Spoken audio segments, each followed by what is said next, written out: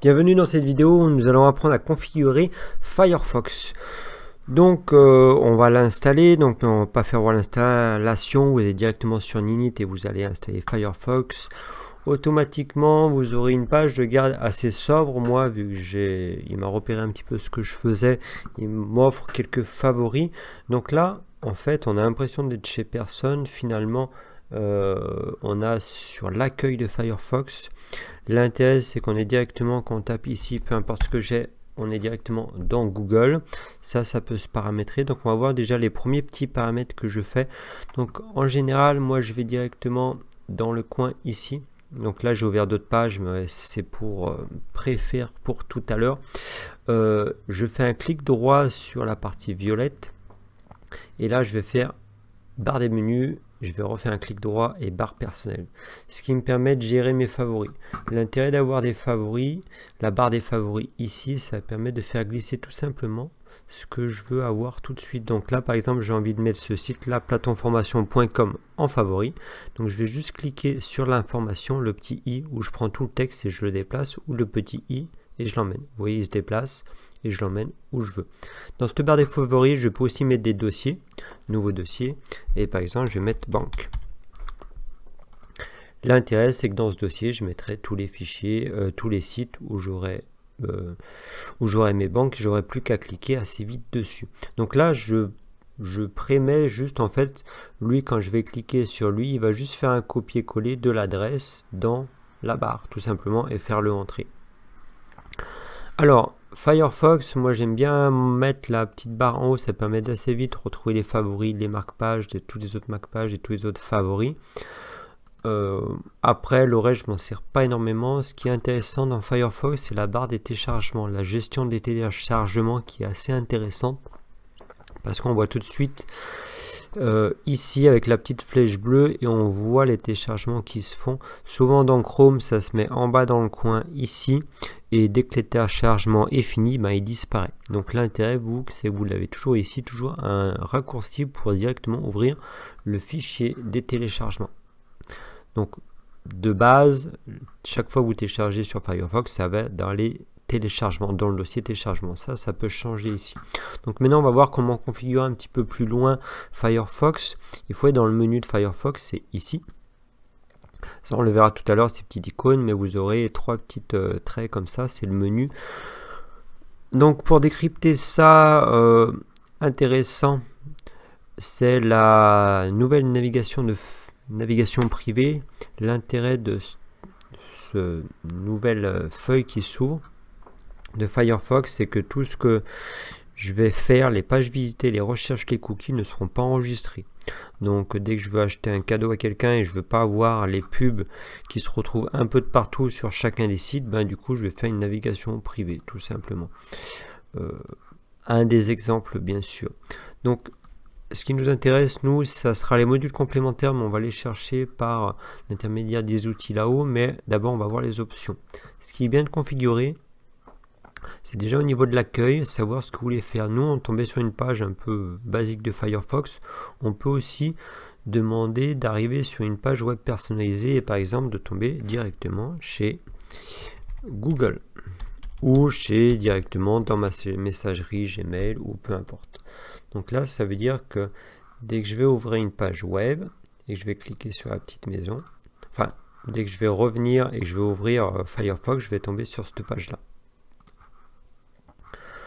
Pour le reste, nouvel onglet, voilà, page d'accueil.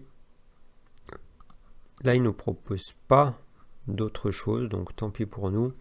Après, on peut aller paramétrer un petit peu tout ça. Le plus intéressant, je vais y passer tout de suite, c'est tout ce qui est... Alors, vous voyez là, par exemple, ces derniers temps, on nous a enlevé le petit navigateur de recherche qui était là en général. Ce petit truc-là.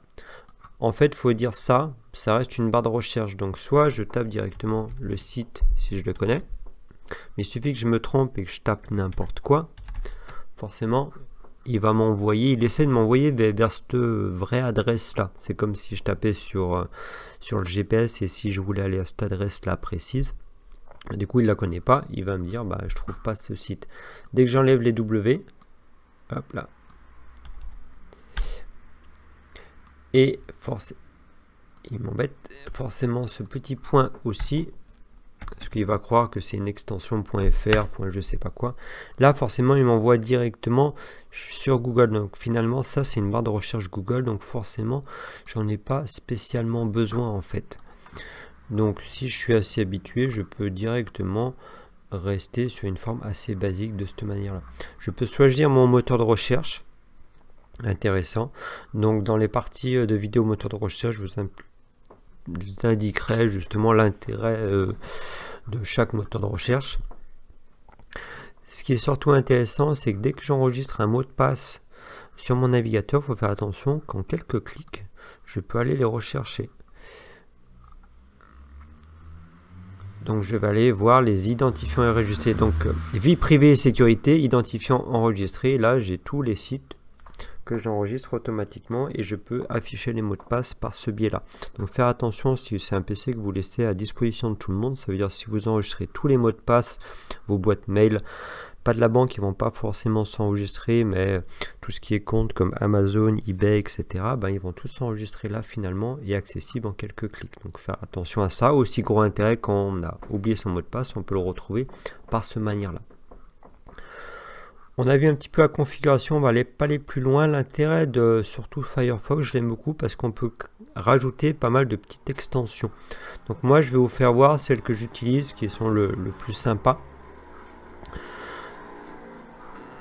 Première extension, imaginons je veux capturer, on va aller sur une page un peu complète, je veux capturer tout le site en entier comme ça. Donc il va falloir que je fasse une capture d'écran. Le problème capture d'écran, ça prend que ce que je vois à l'écran et ça va pas prendre toute la page. Ça peut être intéressant justement quand on a des grandes pages et qu'on veut vraiment tout enregistrer et exploiter par la suite. Ben, on va utiliser ce logiciel là qui s'appelle Fireshoot. Et donc je vous ferai voir comment aller les installer par la suite, capturer la page entière. Donc il va m'enregistrer, vous voyez, toute la page directement. Ou je peux faire différemment. Par exemple, je veux capturer ça, ma recherche. Et là, je vais faire capturer de la zone sélectionnée. Et là, je vais sélectionner et vous voyez que ça va descendre à l'endroit où je veux. Donc ça peut être pas mal du tout quand on est restreint par rapport à une taille. Je peux l'enregistrer en tant qu'image, en tant que PDF. Donc assez pratique, dès qu'on fait pas mal de travail administratif, ça peut dépanner. Ok, on a vu celui-là. Le Adblock très connu qui permet de bloquer des publicités. Là par exemple, il m'a bloqué 2 publicités. Dès que je vais sur différents sites, là sur YouTube, il m'a bloqué 26 publicités. Et le fameux Video Downloader qui permet de télécharger des vidéos que je vois par exemple sur YouTube ou directement je suis sur le site France TV. Je peux accéder et aller télécharger la vidéo dans le format que je veux. En fait, il me propose différents formats, audio uniquement ou directement avec la qualité MP4 avec l'audio et la vidéo. Donc pour aller prendre ces différentes petites ajouts, donc soit on l'a vu, c'est ici module complémentaire ou ici et module complémentaire. Dans les modules complémentaires, il faut aller chercher dans les extensions. Donc là, je vous fais voir toutes celles que j'utilise pas mal. Celle-là aussi qui est pas mal, qui permet d'afficher le petit drapeau ici pour savoir où est hébergé le site. Ça ne vous sert pas grand chose, mais dans certains cas, on peut se retrouver avec des pays un peu bizarres pour des sites qui donnent pas trop confiance. Donc ça permet de valider un petit peu plus ou dévalider un site à ce niveau-là.